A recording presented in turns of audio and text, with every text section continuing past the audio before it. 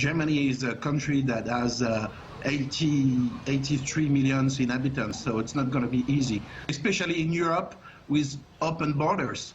He can be in France right now. We don't know where he is. This policy, which is a criminal policy right now, we have to close our border right now.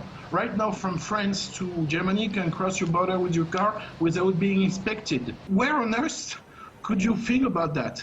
That the border right now between Strasbourg and Kiel in Germany is open right now. The attack that happened 2 days ago in Berlin is probably the easiest attack that can occur in a country that doesn't defend itself. Meanwhile, in Berlin, protesters have been demanding the resignation of Chancellor Angela Merkel. They say she's to blame for Monday's massacre that left 12 people dead and at least 45 injured. Peter Oliver now reports from the German capital.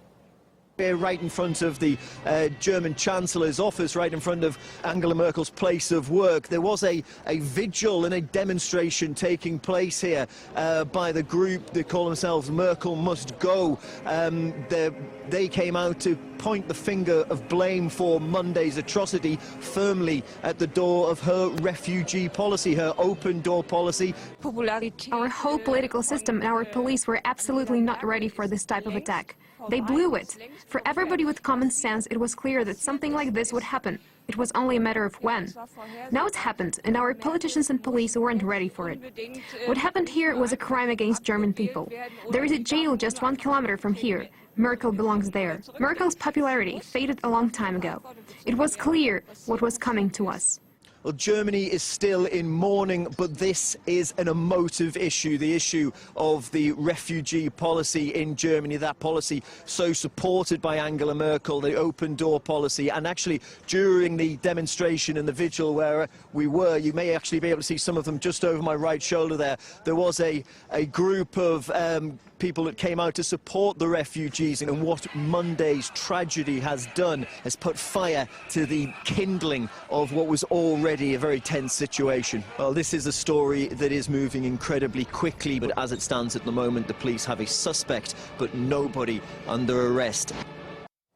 Peter Oliver reporting there. Well, the attack in Berlin does come less than a month after a 12-year-old boy attempted to detonate a bomb at another Christmas market in western Germany. The boy of Iraqi origin was reportedly radicalised and directed by Islamic State. His case has added to fears that youngsters are now being recruited by terrorists to carry out attacks in Europe. Ilya Petrenka has more now on the disturbing shift in tactics.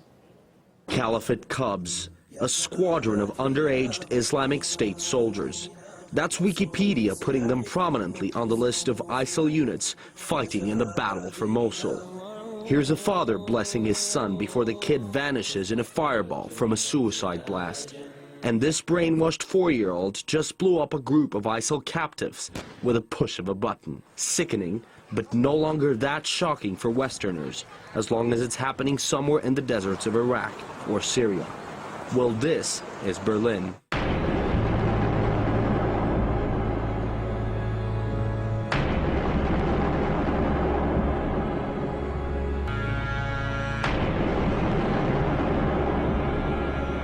What does it have to do with junior jihadists? That's a Christmas fair in another city, Ludwigshafen. It could have been turned into a bloodbath too, by a bomb allegedly put together by a 12-year-old ISIL sympathizer of Iraqi descent. Due to the discovery of a nail bomb in Ludwigshafen, we've opened investigations. The 12-year-old who is accused of planning a bomb attack in Ludwigshafen is currently in custody. Last week, 10 teenagers were detained in Belgium over fears they were plotting terrorist attacks. Back to Germany, where earlier in Cologne, a Syrian migrant aged 16 was caught allegedly doing the same thing. The Bavaria train axe horror this summer, the attacker ISIL claimed to be one of its fighters was 17. The list is getting longer. The portrait of Europe's new menace, the underage terrorist, is taking shape. That the suspect is 18 years old, holds German and Iranian citizenship. The Syrian asylum seeker who blew himself up outside a bar in the German town of Ansbach is now known to have pledged allegiance to the leader of the Islamic State.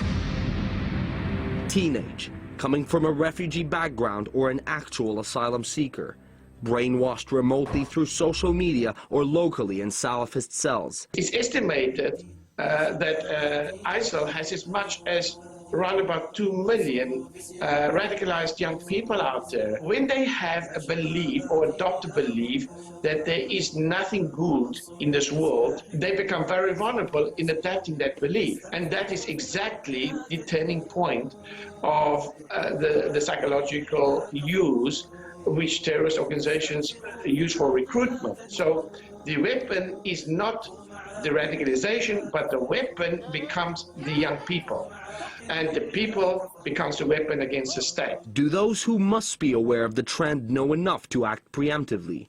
The head of police in Frankfurt, Germany's economic hub, warned lawmakers a few months ago the threat of underage jihadists was more serious than thought.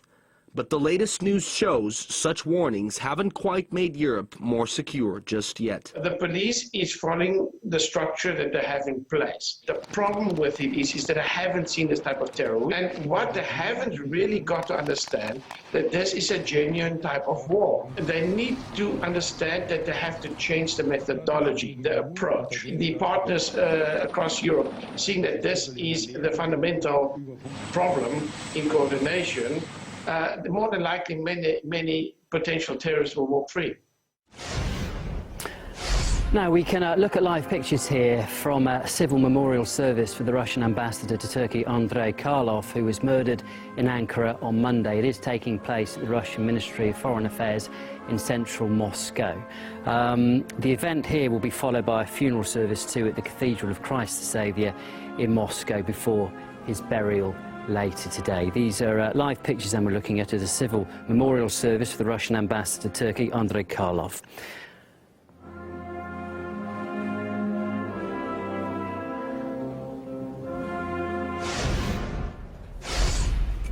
The process of pulling out rebels from the Syrian city of Aleppo is nearly complete, according to the Kremlin spokesperson. This latest drone footage does show the extent of the damage in the city. Last Friday, the process of helping civilians to safety began after the operation to liberate Aleppo from militants had come to an end. The rebels had controlled the eastern part of the city since 2012.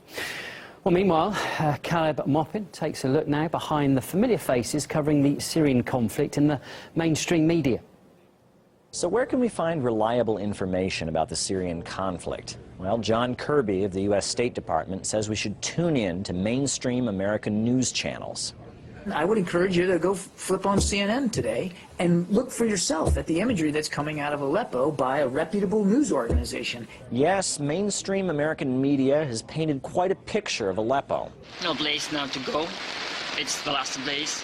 This may be my last video. This might be close to, if not the last communication. It is the last time that I talked to you. Bombs are everywhere. People are running. They don't know where, just running. We are here living a genocide, literally. People are executed. It's as simple as that.